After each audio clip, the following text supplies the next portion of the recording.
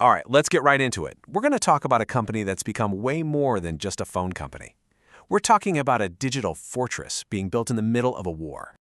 You know, when you think about Ukraine, the word resilience comes to mind. And this image, wow, it says it all. A gas station gets destroyed and just 48 hours later, it's back up and running. But that doesn't just happen, right? It's not just about the physical rebuilding. There's an invisible digital backbone that makes that speed possible. And it turns out, one company is at the very heart of it. And that company is Kyivstar. Now, you might just think, oh, it's a mobile operator. And yeah, you're right, it is the #1 in Ukraine. But trust me, the story and what they're doing today, it goes so much deeper than just making phone calls. So to really get a sense of their scale, just look at this number. We're talking over 23.3 million subscribers. That is a huge chunk of the entire country. And that massive reach, well, that's the foundation for everything else we're about to talk about. So, here's the key takeaway, right? Kyivstar has completely evolved. It's not just about calls and data anymore. We're talking about them being a major national player in things like health tech and even mobility. And for a lot of people, it's now seen as a strategic way to invest directly in Ukraine's future. But to really understand how they can do all this today, you've got to go back to the beginning. See, this isn't some company that suddenly had to learn how to be tough. No, they were literally born in the middle of a storm. I mean, seriously, can you even imagine trying to start a tech company when inflation is at 10,000% and the whole country's economy had dropped by 60%? That was the absolute chaos of the 90s when Kyivstar got its start. Back then, a phone call was a luxury. It cost $1 a minute.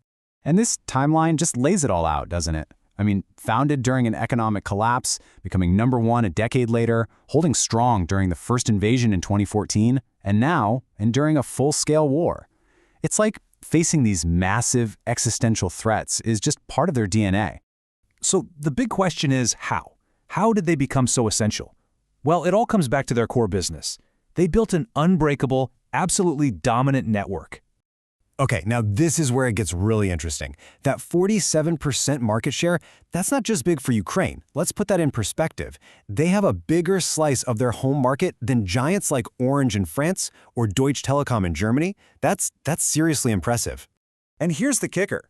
They didn't do it by being the cheapest. Nope, they did it by being the best. They're basically the Apple of Ukrainian telecoms. While everyone else is in a race to the bottom on price, Kyivstar is all about quality, reliability, and building this whole premium digital world for its customers. But that leads to a really tough question, right? I mean, surviving is one thing, but how on earth do you actually grow? How do you innovate when your country is literally fighting for its existence? Well, the answer is you have to go way beyond just the phone call. It's about building a whole new digital arsenal, and they use that massive customer base as the launchpad. And this is what that arsenal looks like. They've pushed hard into the things people do every single day. You want entertainment? Boom, Kyivstar TV. You need to get around? They bought Uklon, which is basically the Ukrainian Uber. And for healthcare, they've got the top platform, Helsi. This isn't a phone company anymore. It's a full-blown tech giant in the making. And then there's this. This is a total game changer. A partnership with SpaceX's Starlink. They were the first provider in all of Europe to launch direct satellite-to-phone service. I mean, think about that. This is the kind of incredible innovation that only happens under extreme pressure. So what does that actually mean for a regular person on the ground? Well, it means you can still send a text message even if the cell towers are knocked out. It means the credit card machine at the grocery store still works during a blackout, which is huge for keeping the economy going. And it means everyone, no matter what, has a basic line for emergencies. It's a lifeline. Simple as that. Okay, so the end game here isn't just to have a collection of different apps. The real vision is to tie all of this together into one single super app, a kind of digital front door for everything you need in your daily life in Ukraine.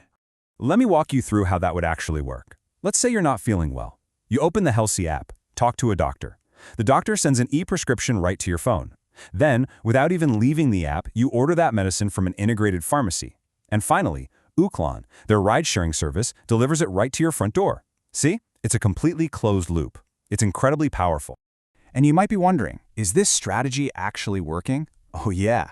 Just look at the growth in what they call multiplay users. That's people using more than one of their services. It shot up from just 8% a few years back to 32% today. That's a huge jump. It means people are getting pulled deeper into their ecosystem, which makes it way more valuable. So when you step back and look at all these different pieces, you realize what's happened. Kyivstar isn't just another company anymore. It's become a fundamental piece of the country's strategic infrastructure. It really is the digital backbone of the nation.